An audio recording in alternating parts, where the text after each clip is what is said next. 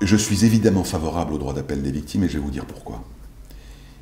La victime, en droit français, est une partie à part entière du procès pénal, du moins jusqu'à la phase de jugement.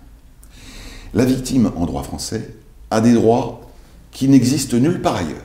C'est le choix qu'a fait la France, d'accepter la victime comme partie à part entière du procès pénal.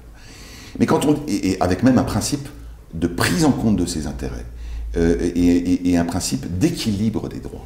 Moi, je voudrais qu'on aille plus loin et qu'on aille jusqu'à l'égalité des droits, l'égalité des armes. Et ça passe par le droit d'appel. Parce que, voyez-vous, on ne peut pas dire que les droits de la victime sont équilibrés par rapport à ceux du condamné si on prive la victime de cette possibilité cruciale qui est celle de faire rejuger quand on estime que les choses ont été mal jugées une première fois. Or, ce droit d'appel, il n'existe pas pour la victime dans des cas qui sont primordiaux pour elle. Je vais vous donner un exemple. Quand, pour la phase d'instruction, un juge d'instruction décide ou un juge des libertés de la détention décide de mettre en liberté un mis en examen et que la victime estime qu'elle court un risque, eh bien, songeons que la victime n'a pas la possibilité de s'exprimer sur cette question. Et elle n'a pas la possibilité de faire appel d'une décision du juge des libertés et de la détention libérant son agresseur. C'est pas normal. Quand la victime devrait pouvoir avoir la possibilité de dire « moi, je crains pour ma peau et je fais appel de cette décision qui me met en risque et en péril ». Premier point. Deuxième point, la phase de jugement. La juridiction prononce une peine ou bien acquitte, ou bien relaxe en correctionnel. Lorsque la décision est une décision de condamnation, le condamné a la possibilité de faire appel et c'est bien normal. Et il ne s'en prive pas dans bien des cas. Ce qui d'ailleurs est douloureux pour la victime, parce que dans les affaires graves, un condamné qui fait appel de sa condamnation, eh bien, ça conduit la victime à revivre une deuxième fois un procès extrêmement pénible pour elle. Mais pour la victime, c'est pas pareil. Si l'accusé est acquitté, par exemple, ou a une peine dérisoire, la victime n'a pas la possibilité de faire appel de cette décision.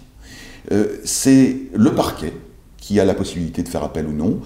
Et donc, on explique que finalement, que la victime se rassure, ses intérêts sont sauvegardés par le parquet. Ça n'est pas vrai. J'ai vu des cas, et vécu des cas, où, même dans des situations extrêmement choquantes pour la victime, eh bien, le parquet ne faisait pas appel de décisions d'acquittement contestables, et bien, quand le parquet, pour des tas de raisons, y compris des raisons de moyens, parce qu'une cour d'assises, ça coûte cher. Eh bien, quand le parquet ne fait pas appel, eh bien, les choses s'arrêtent là et la victime n'a pas la possibilité de faire remettre en cause cette décision, de faire entendre une deuxième fois par un juge quelle est sa position à elle. Et il me semble qu'on ne peut pas dire à la victime et expliquer que la victime a sa place dans le procès pénal si on ne lui donne pas exactement le même droit que celui qu'on a accordé à l'accusé. C'est-à-dire le droit de faire juger une deuxième fois par un juge ce qui s'est passé. Et puis, il y a une dernière phase, mais ça, je l'ai dit tout à l'heure à propos de l'application des peines, il y a une troisième phase où il faut instaurer le droit d'appel, c'est qu'en cas de libération anticipée contestable, la victime devrait pouvoir avoir le droit de faire appel d'une telle décision de libération anticipée quand elle estime que cette décision porte atteinte et la met en péril et la met en risque. J'ai du mal à comprendre pourquoi ce droit d'appel continue d'être dans le monde judiciaire traité avec autant de réticence. D'autant qu'il y a des incohérences. Et je vais vous donner un exemple. Je parlais tout à l'heure de l'impossibilité pour la victime de faire appel d'une décision d'un juge des libertés de la détention décidant de mettre en liberté un mis en examen sous contrôle judiciaire.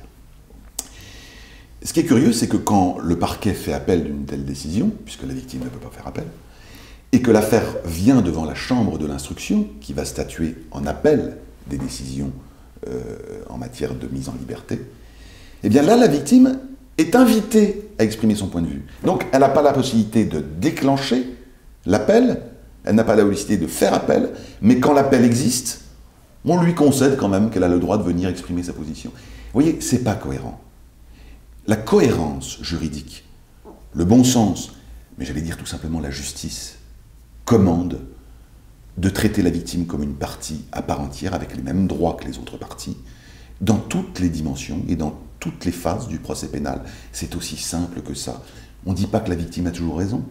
Moi, je connais des victimes qui ont tort, je connais des victimes qui sont excessives, mais j'en connais beaucoup plus qui ont légitimement le sentiment qu'on ne les traite pas avec équité, qu'on ne les traite pas avec les précautions qu'on devrait prendre quand il s'agit de leur sécurité et de leur droit à vivre en sécurité et avec tranquillité.